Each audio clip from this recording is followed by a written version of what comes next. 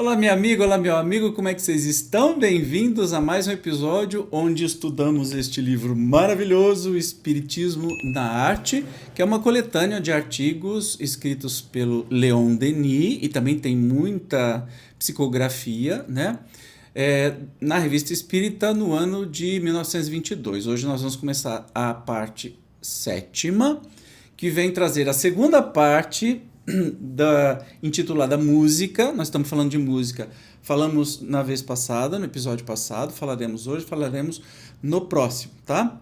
Especificamente sobre a arte da música. Hoje, a arte e a mediunidade, o poder terapêutico da arte musical. Isso foi publicado em agosto de 1922. E lembrando que hoje, no final, também tem surpresinha. Uhul, o que será? Vamos ver. Então vamos para o texto. A música desperta na alma impressões de arte e de beleza que são a alegria e a recompensa dos espíritos puros, uma participação na vida divina em seus encantos e seus êxtases. A música, melhor que a palavra, representa o movimento, que é uma das leis da vida. Eis porque a música é a própria voz do mundo superior. Para exprimir os esplendores da obra universal é necessária a beleza suprema da forma. Dissemos que nem a poesia, nem a música suportam a mediocridade. No entanto, apesar da indigência estética do nosso tempo, é preciso reconhecer e louvar os esforços de alguns autores que, em suas tentativas, se aproximaram do ápice e conseguiram realizar obras onde passa uma inspiração, uma radiação da beleza soberana. Pela ópera, notadamente, conseguiram mover a fibra dos entusiasmos generosos nas almas. Isso porque, para produzir obras geniais capazes de elevar as inteligências até os pontos mais altos do pensamento, até o ideal de beleza perfeita, é preciso, inicialmente, criar a si mesmo, edificar sua própria personalidade e torná-la capaz de experimentar, de compreender os esplendores da vida superior e a eterna harmonia do mundo.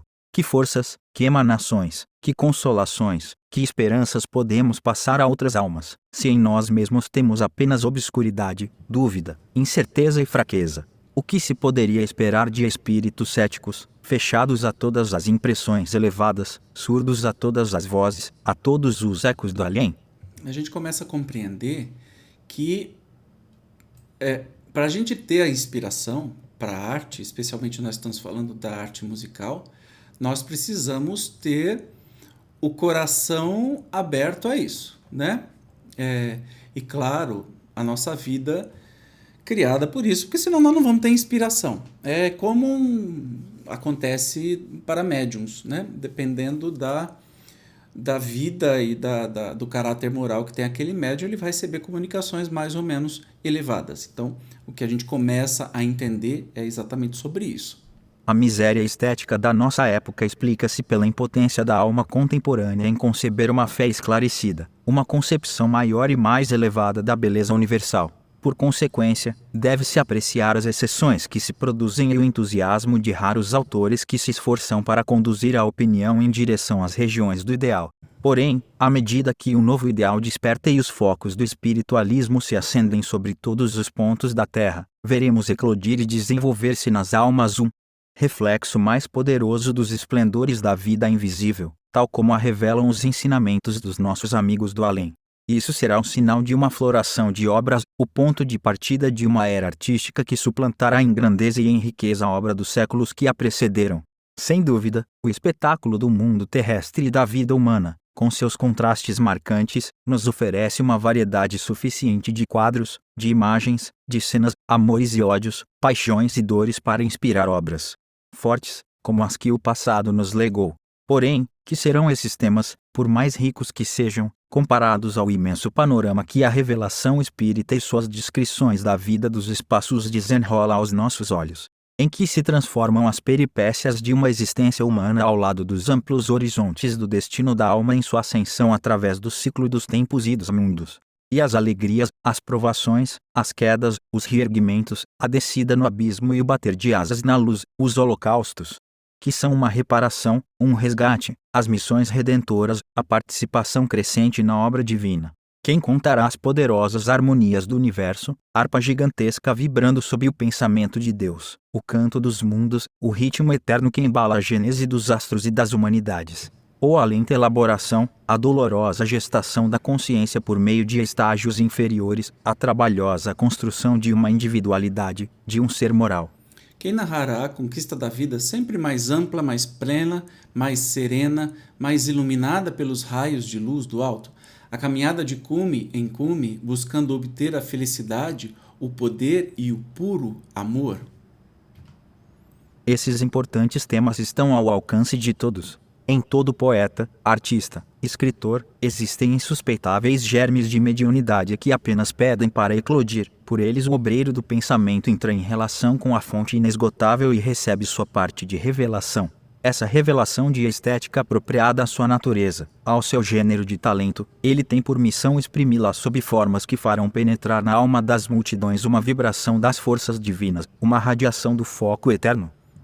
Então, a gente, quando diz, né, que a verdadeira arte sempre é a inspiração do mais alto, mesmo que esta pessoa, né, longe de ser espírita ou se considerar alguma coisa, pode ser ateu, não tem problema não, desde que a pessoa esteja sensibilizada ou tenha o espírito sensível a captar essa inspiração, vai acontecer, já que o que a gente vê no nosso mundo, geralmente, é muito mais tristeza, dor, angústia. Aí a gente faz música bem, porque a gente já está vivendo. Agora, entrever as coisas belas só com inspiração do mais alto, porque a gente não viveu isso ainda.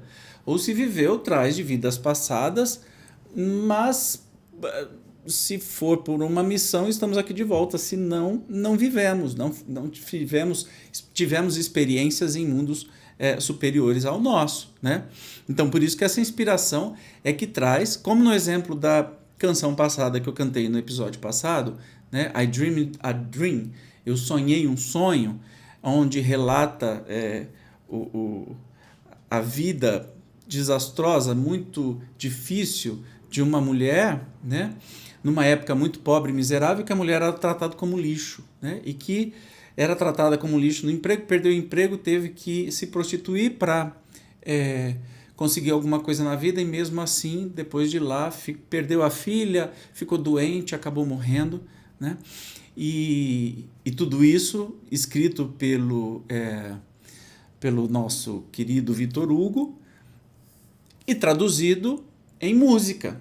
Não foi o Vitor Hugo que fez a música, foram compositores recentes, né, que fizeram a música para o filme. E também tem o musical, né? Acho que primeiro para o musical, depois o filme que foi feito. Então, essa música, certamente, se você não assistiu, assista e depois me conte o que você escutou. E se você assistiu, me conta aqui o que você sentiu, né? Que essa música toca o nosso mais íntimo. A melodia é tão grandiosa quanto a história que ela conta. E a história dessa mulher muito sofrida e que sofreu todo tipo de injustiça até a sua morte, né?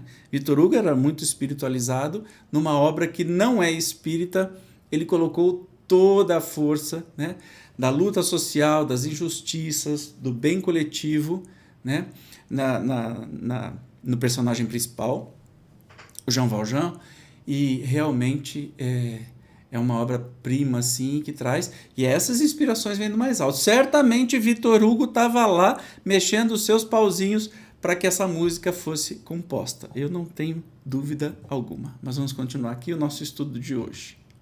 É na comunhão frequente e consciente com o mundo dos espíritos que os gênios do futuro irão aurir os elementos de suas obras. Presentemente, a penetração dos segredos da sua dupla vida vem oferecer ao homem a ajuda e os esclarecimentos que as religiões enfraquecidas não poderiam mais lhe proporcionar. Em todos os âmbitos, a ideia espírita vai fecundar o pensamento que trabalha. O canto e a música, em sua íntima união, podem produzir a mais alta impressão. Quando a música é sustentada por nobres palavras, a harmonia musical pode elevar as almas até as regiões celestes. É o que acontece na música religiosa, no canto sacro. O cântico produz uma dilatação salutar da alma, uma emissão fluídica que facilita a ação das potências invisíveis. Não há cerimônia religiosa verdadeiramente eficaz e completa sem o cântico. Quando a voz pura das crianças e dos jovens ressoa sob a abóbada dos templos, dela se desprende como que uma sensação de suavidade angélica. Porém, unida a palavras imorais, a Música não é mais que um instrumento de perversão, um veículo de deformidade que precipita a alma na baixa sensualidade e é uma das causas da corrupção dos costumes em nossa época. O fenômeno sonoro se desenvolve de círculos em círculos, de esferas em esferas e se dilata até o infinito. Fazer uma observação aí, o Leon Denis não sabia o que estavam fazendo com as músicas religiosas como hoje é o caso, né? Tá buzinando aqui. Como hoje é o caso, em que igrejas se tornaram boates, né? Todas pretas, com palco, com telão, luzes, frenesi, muita instrumentação, que sim traz um certo transe, mas não esta elevação que ele está dizendo aqui. Mas ele vai falar de outras coisas também, como o fenômeno sonoro se desenvolve de círculos em círculos, de esferas em esferas, se dilata até o infinito. Ele conduz a alma em suas grandes ondas, sempre mais longe, sempre mais alto no mundo do ideal, e nela desperta sensações tão delicadas quanto profundas que a dispõem às alegrias e aos êxtases da vida superior. E a gente, ouvindo uma música terrena, né, de qualquer tema, enfim, se a música é composta por inspiração, ela vem trazer aí muitas emoções que nos tiram do eixo, né? A gente perde noção de tempo e espaço. Às vezes a gente vai assistir uma orquestra, vai assistir um musical, vai assistir um cantor, uma cantora, né? Um coral. A gente fica de tal modo encantado e parece que a gente é transportado para um outro plano, porque o lugar desaparece, você só tem o foco, né, dos músicos. A sensação de tempo não existe mais. Você pode passar 3 horas assistindo uma coisa, se for muito boa, acaba. Nossa, mas já acabou. Nossa, passou 3 horas. Não é assim? Você já não viveu isso? Pois é sobre isso que ele está falando. Mas vamos continuar? Seu poder misterioso e soberano se estende sobre todos os seres, sobre toda a natureza. Efetivamente, a lei das vibrações harmônicas rege toda a vida universal, todas as formas de arte, todas as criações do pensamento. Ela introduz equilíbrio e ritmo em todas as coisas. Ela influi até sobre a saúde física por sua ação sobre os fluidos humanos. Sabe-se que Sola 54, em suas crises nervosas, mandava chamar Davi, que, com os sons de sua harpa, acalmava a irritação do monarca. Em todos os tempos e, ainda em nossos dias, a arte musical foi aplicada à terapêutica, e com resultados positivos. Poderíamos multiplicar os exemplos. A harpa, com os seus sons eólicos 55, dissipa nossas inquietações, acalma nossas dores e embala deliciosamente nossas almas. Nossos pais, os celtas 56, a consideravam como um elemento indispensável à vida intelectual. Realmente, o Código de Joel diz que há 3 coisas inalienáveis em um homem livre: o livro, a harpa e a espada. O maior dos bardos, Taliesin, 57, desapareceu misteriosamente. Porém, durante muito tempo sua harpa foi vista flutuando sobre as águas do Lago Encantado. E os ecos da floresta de Broceliande 58 ainda ressoam, em certas horas, vibrações enfraquecidas da harpa de Merlin. Nossos pais viam na música o ensino estético por excelência, o mais seguro meio de elevar o pensamento até as sublimes alturas onde reside o gênio inspirador. A harpa desempenha um importante papel nas evocações dos recintos sagrados e nas relações dos celtas com a multidão de invisíveis. A voz humana também tem, quando é verdadeiramente bela, entonações de uma maleabilidade e de uma variedade que a tornam superior a todos os instrumentos.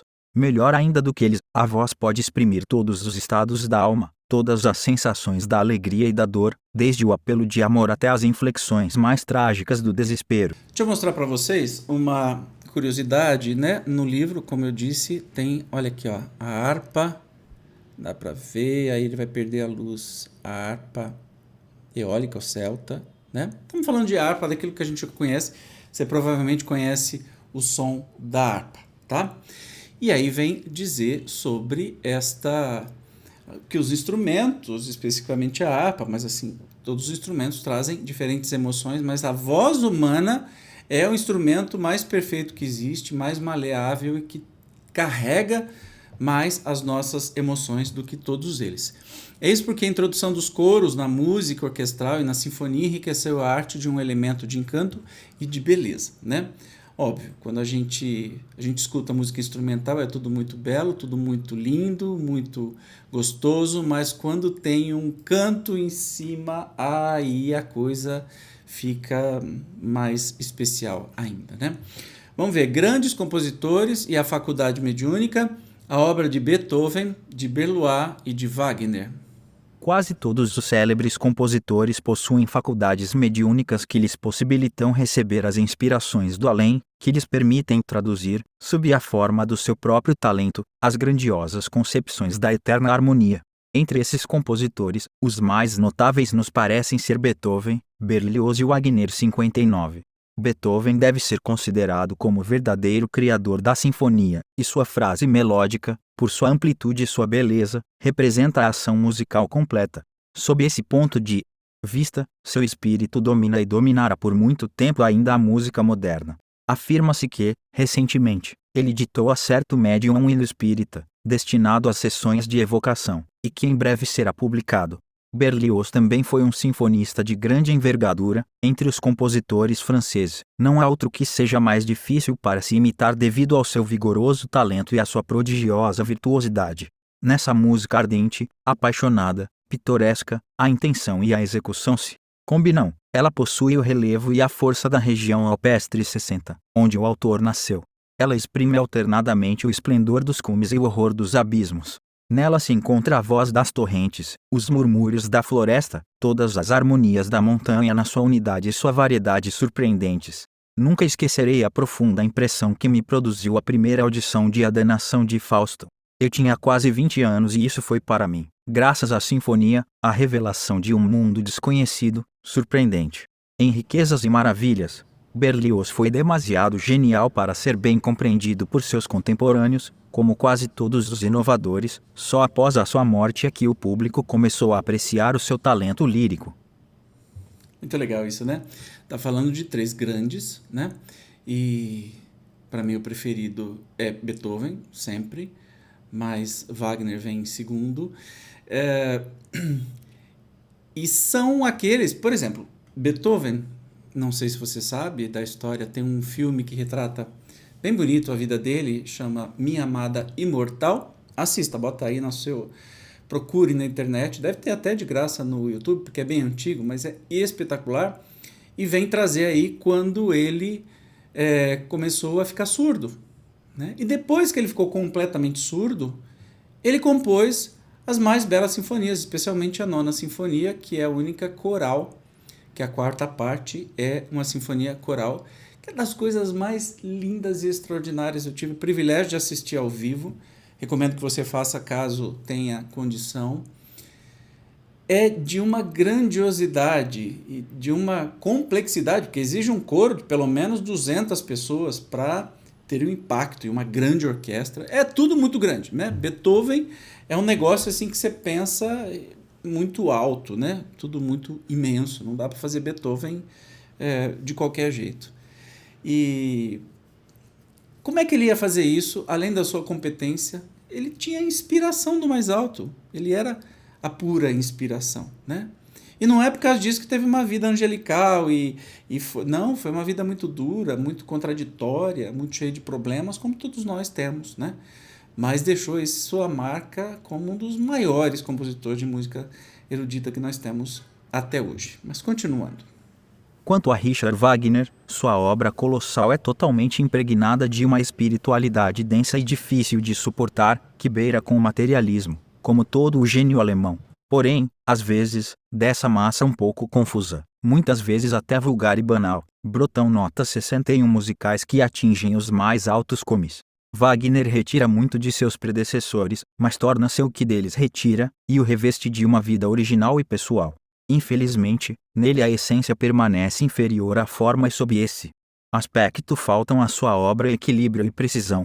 Suas imagens e seus temas são terrestres. Quando quer povoar o espaço ele o faz sempre com deuses de máscaras trágicas e bastante humanas, por criaturas semimateriais, com capacetes e armadas, que cavalgam sobre nuvens em busca de batalhas sanguinolentas. Apenas 2 de suas obras são exceções, Tristão e Isolda e Parsifal, inspiradas nas lendas célticas e cristãs. Sua música, em seu conjunto, permanece sensual e não mantém o espírito nas altas regiões do sonho e da beleza. Isto porque Richard Wagner trabalhou somente para o teatro e, na ópera, Como já dissemos, a música está encadeada à palavra e nisso, às vezes, se encontra uma causa de fraqueza e de inferioridade. Nesse gênero lírico, para produzir uma impressão mais forte, é preciso que a forma e o pensamento se equilibrem, se completem e continuem equivalentes. A forma majestosa associada a um pensamento muito pobre logo desaparece e não deixa mais que uma impressão superficial, uma vaga lembrança. Ainda assim, apesar de seus defeitos e suas lacunas, a obra de Wagner tem seu lugar marcado entre as grandes criações musicais. Ela nos mostra mais uma vez que a arte é de todos os tempos, de todos os países e não tem pátria. No entanto, em música, como em todas as coisas, a França se revelou um país de equilíbrio. O bom gosto, a clareza, a avaliação são, para nós, as qualidades essenciais da arte. Entre os gorjeios melodiosos, os arrulhos quase femininos da música italiana e as viris e possantes sonoridades da música alemã, a música fraterna coloca-se no centro e une as duas escolas opostas numa síntese feia de graciosidade, de força e de beleza. E ele vai citando especialmente estes três autores, né, compositores, para dizer das diferenças das composições, mas de qualquer modo, mesmo de qualquer tema que se fale, como continuam atuais e como são importantes, como são fortes, né? Mas vamos finalizar o estudo de hoje, vamos lá.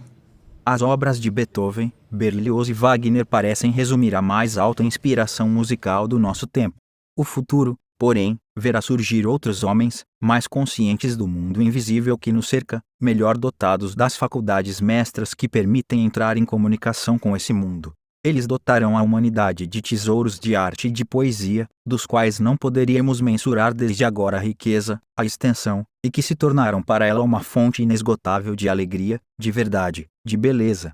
O pensamento e a inteligência são provenientes da mesma harmonia universal que a música, e é por isso que a música, sozinha, pode exprimir o que o pensamento e a inteligência concebem de mais elevado e mais sublime.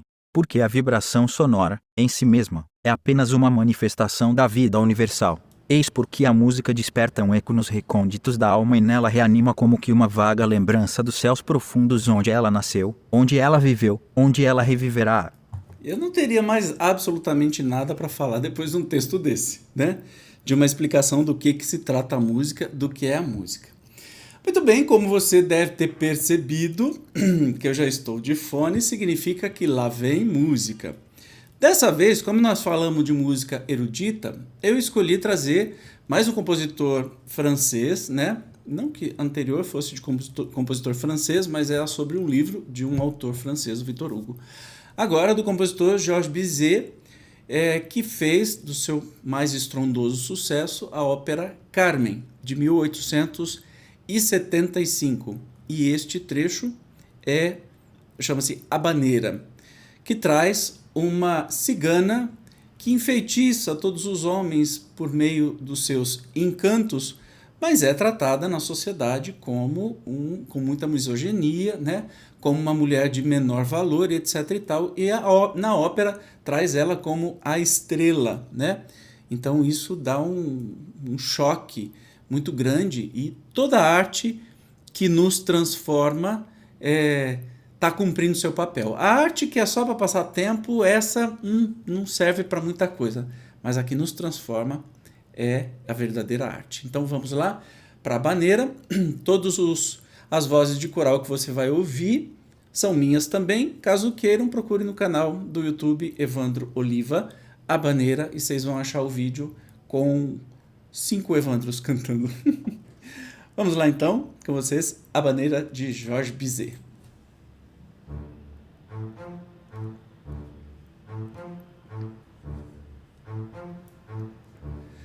L'amore danoso et rebelle que nul n'a pu t'apprivoiser, et c'est bien un bon qu'on l'appelle, c'est lui qu'on vient de refuser. Rien ne fait menace aux prières, l'un parle bien, l'autre c'était, et c'est l'autre que je préfère. Il n'a rien dit, mais il m'y plut. L'amour est dans nos yeux.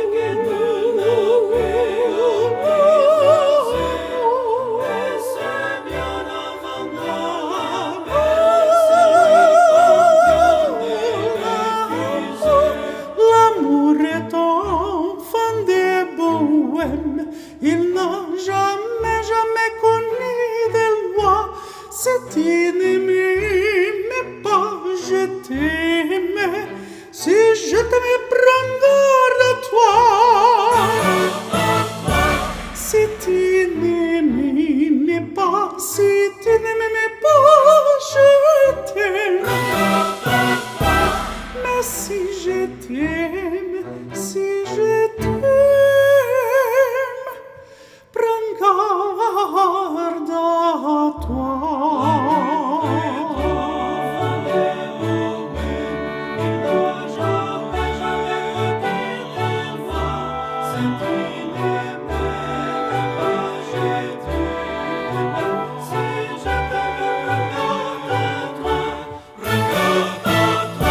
Si tu n'aimais pas, si tu n'aimais pas, je t'aime. Mais si je t'aime, si je t'aime, prends garde à toi.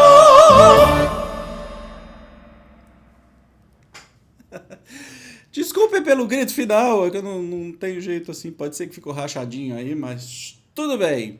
De novo, convido vocês a assistirem este vídeo, que é mais divertido do que só eu, mas eu queria trazer um gostinho aí dessas grandes composições que são inesquecíveis e o tempo todo estão sendo encenadas, inclusive aqui no Brasil, para ver o tamanho da coisa.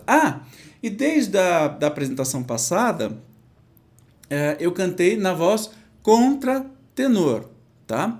Contratenor é a voz que é mais aguda do que o tenor. Então, ela pode, dependendo do cantor, é uma voz masculina que pode simular uma voz feminina, seja como contralto, mezzo-contralto ou soprano. Cada cantor tem o seu alcance, mas geralmente se chama tudo de contratenor. Também existe o nome sopranista, mas o mais comum é contratenor. Talvez você conheça Edson Cordeiro, né? Nosso maior contratenor. Temos também Ney Matogrosso, que é um contratenor que canta na música popular. E um dos famosos aí, que tem até filme, mais uma indicação de filme aí, escreva Farinelli, que é um filme maravilhoso, que foi interpretado por um ator, mas cantado por um grande contratenor, Philippe Jarouski, que já se apresentou aqui no Brasil, né?